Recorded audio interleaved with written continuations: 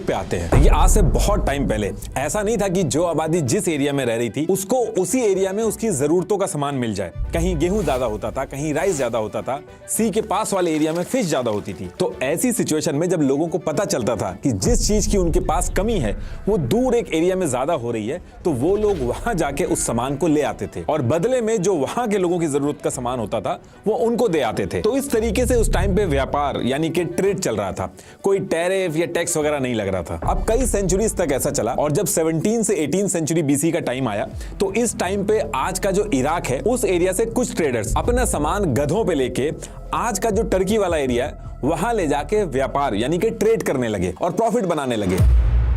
अब जब ये ट्रेड हो रहा था इस एरिया में तो वहां के जो लोकल रूलर्स थे तो उन्होंने कहा कि तुम हमारा रास्ता यूज कर रहे हो, सिक्योरिटी का यूज कर रहे हो, हमारे इलाके में आप आते हो, मोटा प्रॉफिट बनाते हो, तो हमें भी इस प्रॉफिट के अंदर से कट चाहिए होगा। तो ये जो प्रॉफिट के अंदर कट बना, जो परमिशन फीस थी, उसको निशातुम बोला गया।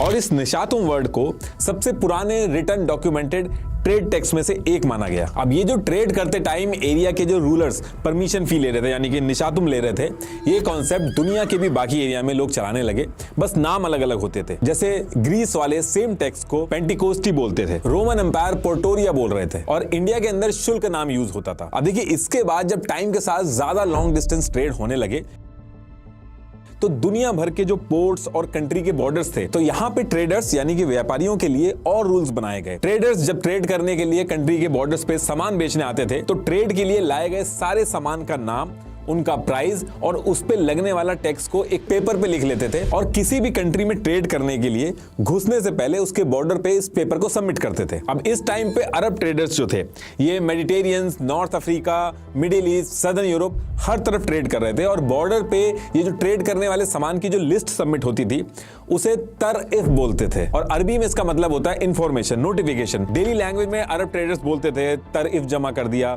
तरइफ ज्यादा लग गया। और फिर ये जो तरइफ जो वर्ड है ये यूरोप में जाके तरीफा बना और फिर जब आगे चल के इंग्लिश में कन्वर्ट हुआ तो टैरिफ बन गया। तो 18th सेंचुरी का जो टाइम था, इस टाइम तक जो किंग और गवर्नमेंट टैक्स ले रहे थे इसका मेन काम सिर्फ रेवेन्यू जनरेट करना होता था। कोई बैन या ट्रेड वॉर जैसी सिचुएशन इस टाइम पे नहीं थी। लेकिन ईयर 1721 में क्या होता है कि इंडिया और चाइना बहुत ही सस्ते में हाई क्वालिटी कपड़े ब्रिटेन में एक्सपोर्ट कर रहे थे, जिसकी वजह से ब्रिटिश लोकल टेक्सटाइल इंडस्ट्री के कपड़े वहां की जो लोकल जनता थी वो खरीदना बंद कर दिया था उन्होंने। तो ब्रिटेन गवर्नमेंट को जो रेवेन्यू मिल रहा था उससे कहीं ज्यादा नुकसान वहां के लोकल बिजनेस को हो रहा था। वहां जॉब क्राइसिस शुरू हो गई थी। तो ये वो टाइम था जब इनकी गवर्नमेंट को समझ में आया कि बाहर से सामान इंपोर्ट करने में रेवेन्यू तो जनरेट होता है लेकिन लोकल बिजनेस डूबते हैं और डिपेंडेंसी जो दूसरी कंट्री पे बढ़ जाती है।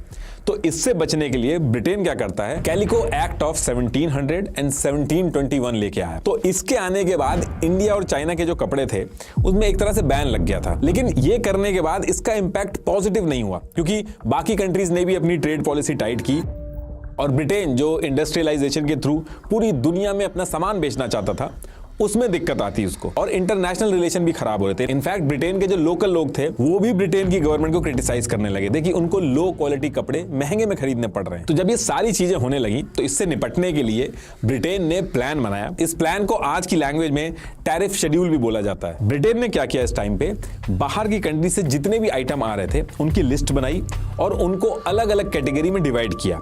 एक कैटेगरी बनाई एसेंशियल आइटम जिनकी शॉर्टेज थी, जो इनको खुद बनाने में दिक्कत आती थी, उस पे तो इन्होंने बिल्कुल भी टैक्स नहीं लिया। और जो एसेंशियल आइटम नहीं थे या जिन आइटम का